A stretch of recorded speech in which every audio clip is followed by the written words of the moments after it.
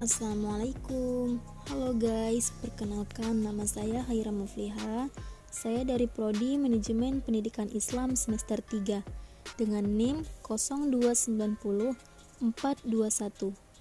Di sini saya ingin memenuhi tugas mata kuliah Psikologi Umum dengan dosen pengampu Ibu Imasari Ramadhani MPD. Di sini saya akan menjelaskan sedikit materi tentang metode psikologi dan perkembangan psikologi dalam perilaku individu. Oke, langsung saja materi pertama yaitu metode-metode perkembangan. Terdapat 5 metode perkembangan. Yang pertama, metode observasi, yang kedua, metode eksperimen, yang ketiga, metode klinis, yang keempat, metode tes, dan yang terakhir kelima, metode kuesioner. Baik, saya akan menjelaskan satu persatu dari kelima metode tersebut. Yang pertama, metode observasi.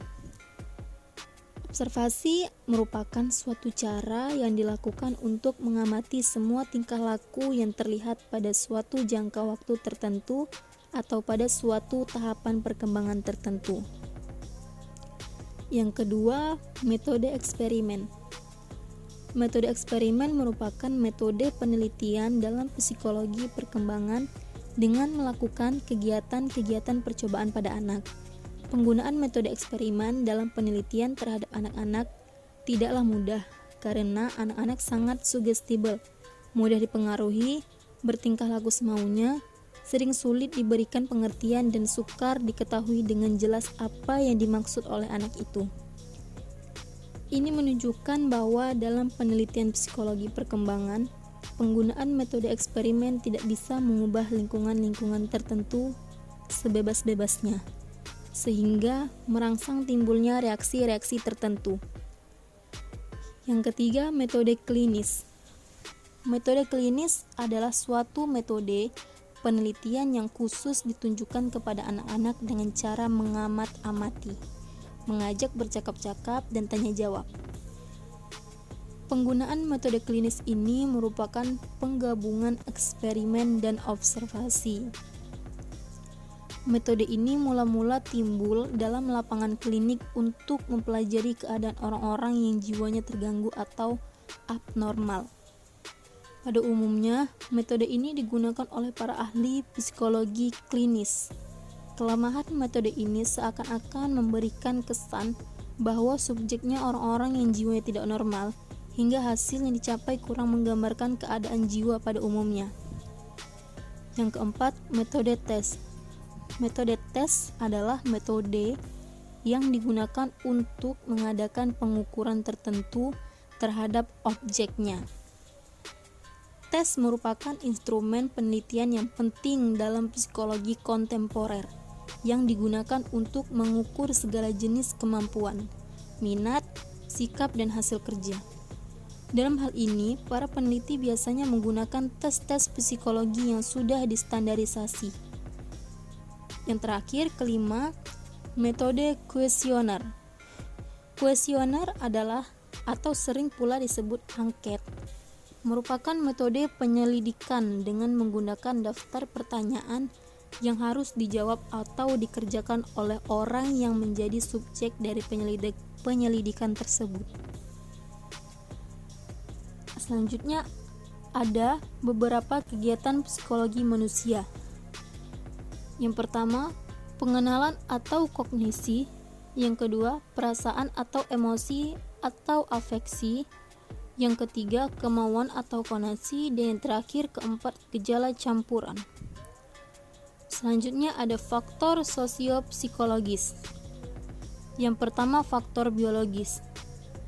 Faktor biologis terlibat dalam seluruh kegiatan manusia, bahkan berpadu dengan faktor-faktor sosiopsikologis. Menurut Wilson, perilaku sosial dibimbing oleh aturan-aturan yang sudah diprogram secara genetis dalam jiwa manusia. Yang kedua, faktor sosiopsikologis. Kita dapat mengklasifikasikannya ke dalam 3 komponen. Yang pertama, komponen efektif merupakan aspek emosional dari faktor sosiopsikologis. didahulukan karena erat kaitannya dengan pembicaraan sebelumnya. Yang kedua, komponen kognitif, aspek intelektual yang berkaitan dengan apa yang diketahui manusia. Yang ketiga, komponen konatif, aspek posisional yang berhubungan dengan kebiasaan dan kemauan bertindak. Selanjutnya, ada ciri-ciri perilaku manusia yang membedakan dari makhluk lainnya. Menurut Sarkito Wirawan Sarwino, pada tahun 1983 dalam bukunya Pengantar Umum Psikologi, ciri-ciri perilaku manusia yang membedakan dari makhluk lainnya seperti: yang pertama, kepekaan sosial; yang kedua, kelangsungan perilaku; yang ketiga, orientasi pada tugas; yang keempat, usaha dan perjuangan; dan yang terakhir, kelima, tiap-tiap individu manusia adalah unik. Baik, saya akan menjelaskan satu persatu dari ciri-ciri kelima tersebut. Yang pertama, kepekaan sosial. Artinya, kemampuan manusia untuk dapat menyesuaikan perilakunya sesuai pandangan dan harapan orang lain. Contoh seperti perilaku manusia pada saat membesuk orang yang sedang sakit di rumah sakit, berbeda dengan perilaku pada saat menghadiri resepsi. Yang kedua, kelangsungan perilaku. Artinya, antara perilaku yang satu ada kaitannya dengan perilaku yang lain.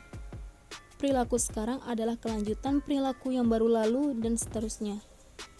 Contoh, seorang mahasiswa WAFU D4 keperawatan yang setiap hari mengikuti kuliah, akhirnya lulus dan memiliki kepandaian serta keterampilan di bidang keperawatan.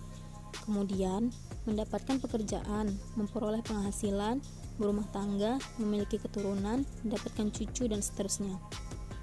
Yang ketiga, orientasi pada tugas. Maksudnya, bahwa setiap perilaku manusia selalu memiliki orientasi pada suatu tugas tertentu. Contoh, seorang mahasiswa yang sedang giat-giatnya belajar untuk menghadapi ujian semester. Pada malam hari perlu tidur agar besok paginya badan terasa segar dan mampu mengerjakan soal dengan baik. Yang keempat, usaha dan perjuangan. Usaha dan perjuangan pada manusia tekah dipilih dan ditentukan sendiri, serta tidak akan memperjuangkan sesuatu yang memang tidak ingin diperjuangkan. Jadi, sebenarnya manusia memiliki cita-cita yang ingin diperjuangkan, sedangkan hewan hanya berjuang untuk mendapatkan sesuatu yang sudah tersedia di alam. Yang terakhir, kelima, tiap-tiap individu manusia adalah unik. Unik di sini mengandung arti bahwa manusia yang satu berbeda dengan manusia yang lain, dan tidak ada duanya. Manusia yang sama persis di muka bumi ini, walaupun dia dilahirkan kembar. Manusia mempunyai ciri-ciri watak, tabiat, kepribadian, motivasi tersendiri yang membedakannya dengan manusia lain. Perbedaan pengalaman yang dialami individu pada masa silam dan cita-citanya kelak di kemudian hari menentukan perilaku individu di masa kini yang berbeda-beda pula.